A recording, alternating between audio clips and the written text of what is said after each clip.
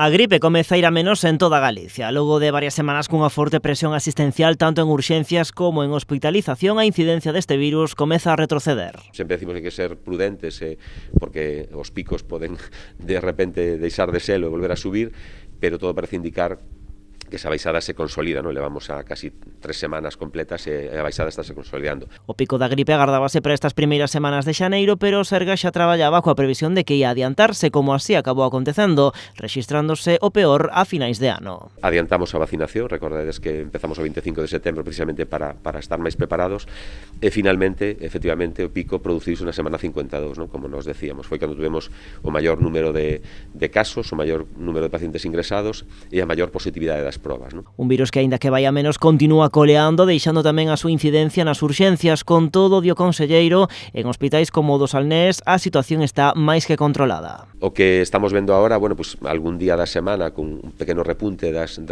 entradas en urxencias, similar, por certo, a de todos os anos. Estamos en valores normales de entradas, arriba abaixo, sobre todo valores normales de pacientes pendientes de cama, que, por exemplo, a día de hoxe aquí en este hospital non hai ningún paciente pendiente de cama, están todos coa súa cama asignada.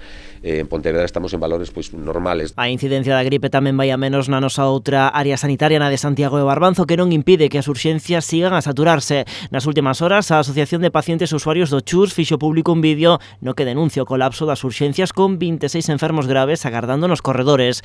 O conselleiro rexeita falar de colapso. Teño que insistir no uso da palabra colapso. Colapso é cando algo deixa de funcionar. E como decía antes, nin siquiera esa semana despois dos pontes de decembro, nin siquiera na pandemia en Galicia, as urxencias deixaron de funcionar. Por lo tanto, creo que hai que utilizar o lenguaxe, pois, maior afluencia, algún retraso nos pacientes menos graves, e eso pois pasa algunha vez. E engade que ás veces se demora o acceso dos doentes á planta porque buscan levalos á planta máis axeitada, o que xera, di, algún pequeno retraso.